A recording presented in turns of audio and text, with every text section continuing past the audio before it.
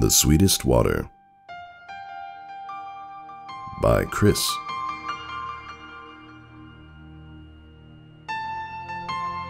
Once upon a time, when Equestria was still young, and history had not yet become legend, there lived an elderly stallion named Thistletuft. He and his wife of many years had a ramshackle hut, deep in a forest, the name of which passed from memory long ago. The two of them lived alone, with no neighbors, no children, and no pony but one another for many miles in every direction. But they did have one another, and they were happy enough with that.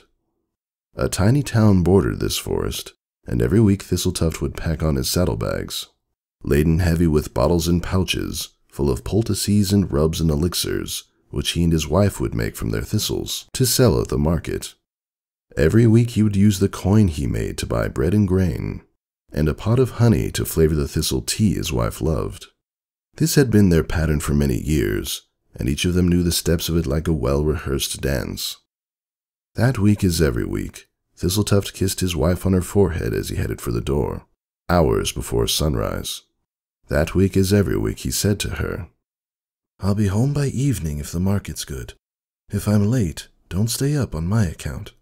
That week as every week she snorted when he said that, all the answer it deserved. That week as every week he turned from the door and went back to her for one last kiss. And that week as every week he finally forced himself out of the hut and traveled all the long way down the winding dirt road through the forest until at last he reached the market. But on that day, through chance or fate, Thistletuft found his sales far poorer than usual.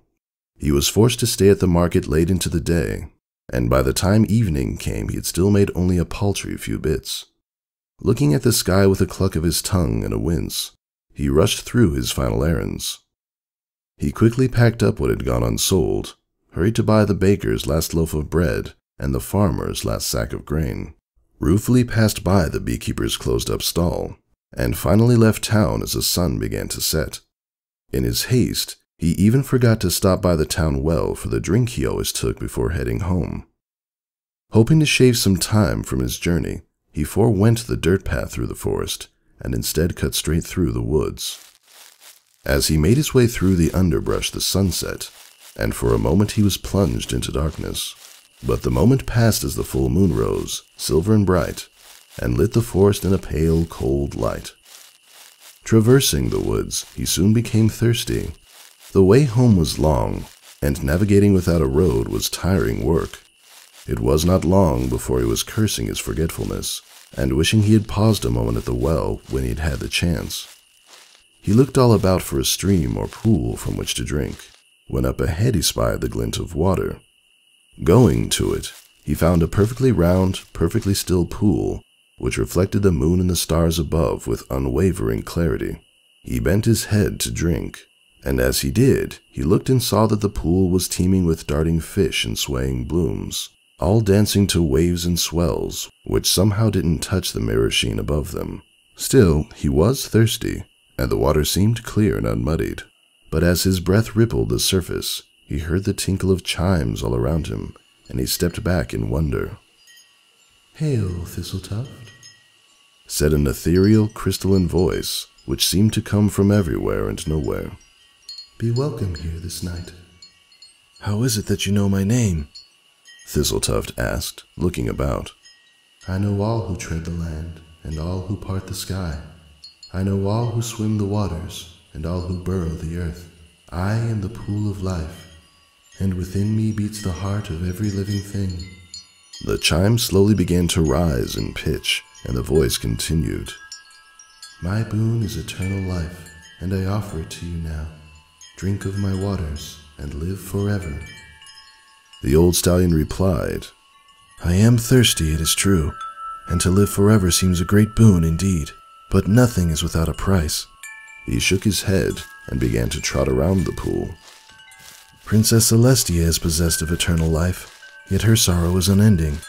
All that she loves must pass, even that which she dreamed would be with her for eternity. There is much I would give for immortality, but I know that to watch as all that I cherish is lost to me forever is more than I can bear. I will slake my thirst elsewhere." The chimes rang a mournful dirge, and the pool of life called his name as he trotted away, but he did not once look back.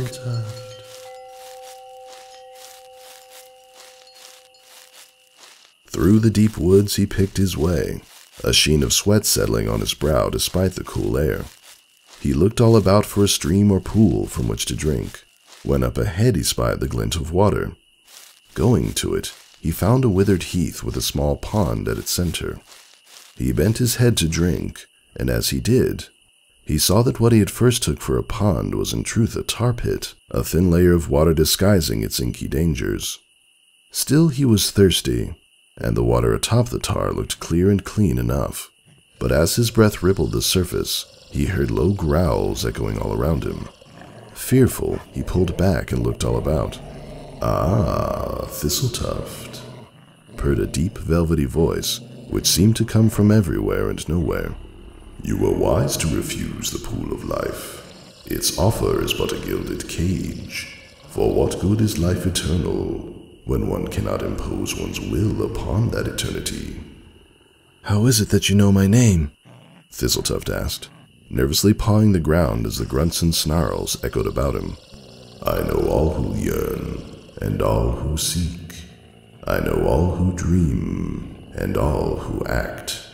I am the pit of desire, and in my depths lurk every want and need which has ever been thought or spoken." The growls increased in ferocity until they filled the stallion's ears. "My boon is the power to satisfy all your cravings. Drink of my pitch, and lay claim to unfettered might." The old stallion replied, "I am thirsty, it is true, and unfettered might seems a great boon indeed, but nothing is without a price." He shook his head and began to trot around the pit. King Sombra harnessed power beyond the ken of any pony, yet even as he grasped all that he had ever dreamed, he found new horizons of desire to taunt him. His mastery only made him realize his impotence in the face of new cravings. There is much I would give for unfettered might, but I know that to exceed myself, yet discover myself insufficient to provide all that I yearn to, is more than I can bear. I will slake my thirst elsewhere." The growls rose to angry shrieks, and the pit of desire roared his name as he trotted away, but he did not once look back. "Thistletuft!"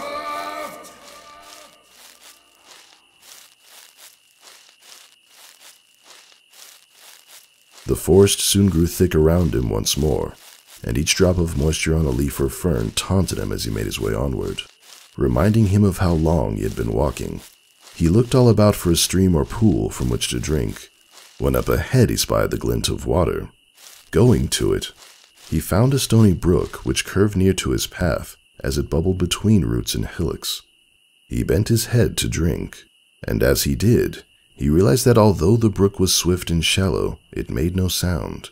Still he was thirsty, and the water seemed normal enough to his eyes, if not his ears. But as his breath rippled the surface, he was suddenly plunged into silence. He stood and pricked his ears, but he could hear neither the wind rustling through the trees, nor the chirp of crickets, nor anything but his own breathing. "Thistletuft," wheezed an ancient, dusty voice which seemed to come from everywhere and nowhere. "You were wise to refuse the pool of life and the pit of desire. Unending life and boundless might are but lures, which pale compared to true permanence and true power." "How is it that you know my name?" Thistletuft asked, his voice loud in his own ears amidst the stillness. "I know all. I see all. I am the river of knowledge, and within my waters flow all that has been learned, and all that will be learned." The voice coughed, a strangely vulnerable sound. "My boon is the understanding of all things. Drink of me, and discover all that there is to be discovered, in this age or the next." The old stallion replied, "I am thirsty, it is true, and to discover all that there is to be discovered seems a great boon indeed, but nothing is without a price." He shook his head and began to trot around the stream's bend. Starswirl the Bearded was more learned than any pony who has lived, yet all his knowledge did not bring him happiness. His learning made him careless to all that he could not quantify, and he died wretched and alone. There is much I would give for knowledge of all things, but I know that to risk losing sight of that which lies beyond measure is more than I can bear. I will slake my thirst elsewhere." The unnatural silence began to fade, and the river of knowledge whispered his name as he trotted away, but he did not once look back.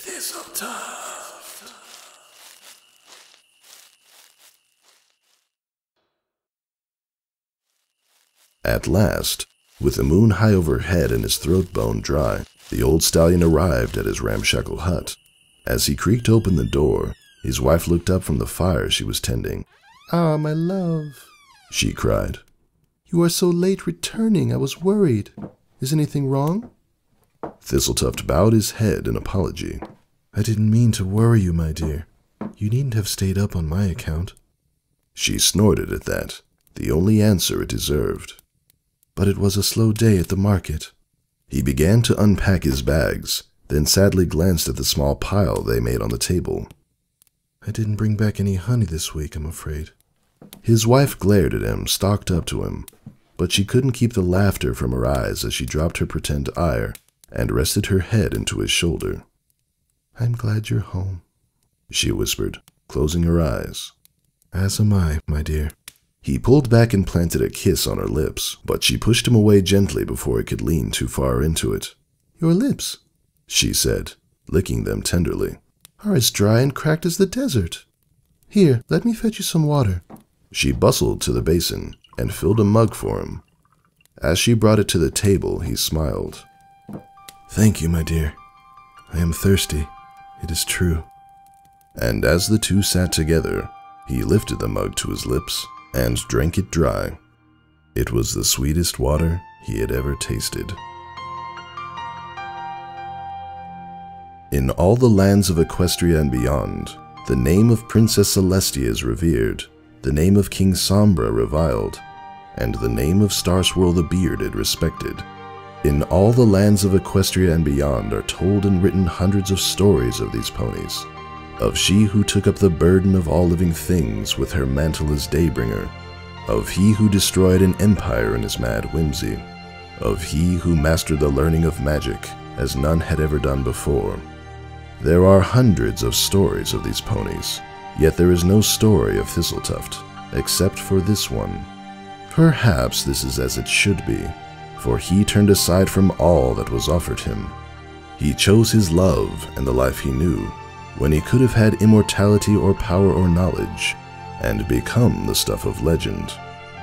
And yet, I would like to think that our world is the sort of place capable of treasuring his choice as much as theirs. If you will, remember Thistletuft, and remember also wherefrom comes the sweetest water.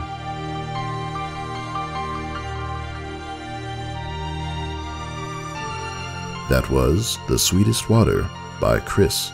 Music by Chris Heron, and read by me, Narrator Pony.